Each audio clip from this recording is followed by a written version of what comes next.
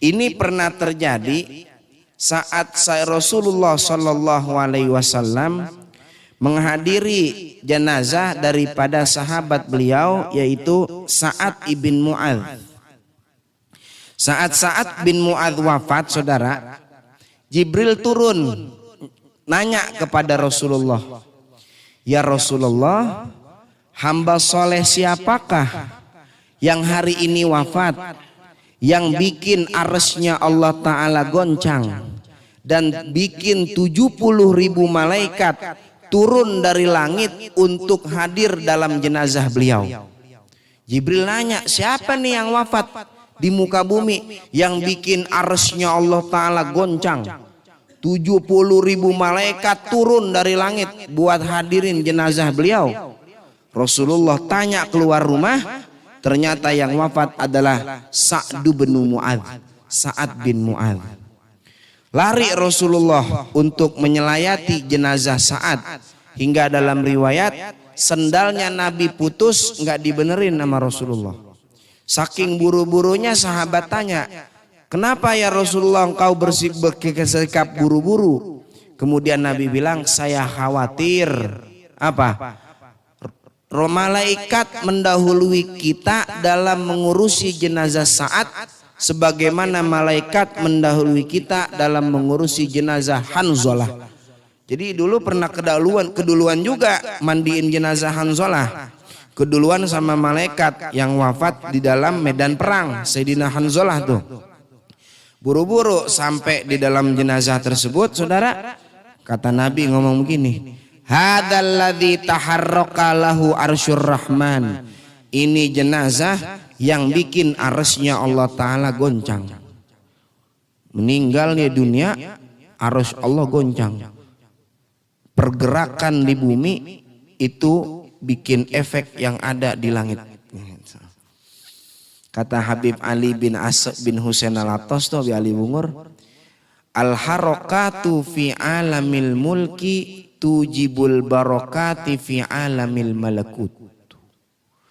Pergerakan taat seorang hamba di alam dunia itu membuat efek getaran yang ada di alam langit. Saudara, kalau sholat itu kan namanya ibadah taat. Geraknya kita saat sholat ngefek ke langit gitu. Geraknya di sini ngefeknya ke atas. Gitu, gerak. Orang saat berbuat taat itu menurunkan ribuan rahmat keberkahan dari Allah Ta'ala buat dia. Di sini kagak keberasa, entar keberasa kalau udah mati. Kemudian Nabi bilang, ini nih jenazah yang bikin arsy-Nya Allah Ta'ala goncang. Ya kita meninggal dunia se-RW goncang kagak itu kira-kira? Se-RW, jangan se-RT dah. Siapa yang meninggal? Si Fulan. Oh doang orang mah. Emang apa? Emang kita mah tiap hadir di masyarakat bikin megelin tetangga mulu. Pas meninggal dunia malah seneng tetangga kita, kagak gempar tuh se-RT. Ya. Tapi kalau orang yang baik, orang yang peduli, orang yang perlu sama orang lain, tetangganya ya, lagi hidupnya baik sama orang, dia meninggal dunia itu kelurahan bisa gempar kali.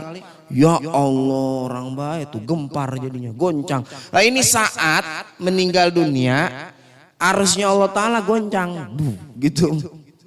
Terus wa futihat lahu abwaabus sama, pintu langit dibuka buat nyambut ruhnya dia. Terus wa syahidahu sab'una alfan minal malaikah. Dia disaksikan dihadiri jenazahnya 70.000 malaikat. Saat itu Nabi Muhammad lihat di alam kubur, kata Nabi, inna fil qabri dogtoh, sungguh di dalam kubur terdapat himpitan. Lau naja minha ahadun, jika selamat seorang daripada himpitan kubur, lanaja minha Sa'd bin Mu'adz, maka selamat pula daripada himpitan kubur siapa? Sa'ad bin Mu'adz. Sa'ad bin Mu'adz ngerasain, saudara. Maka kita yang bukan sahabat Nabi, yang bukan ustadz, yang bukan kiai, apalagi Habib, pasti akan ngalamin yang namanya himpit. Dihimpit kita tuh di dalam kubur.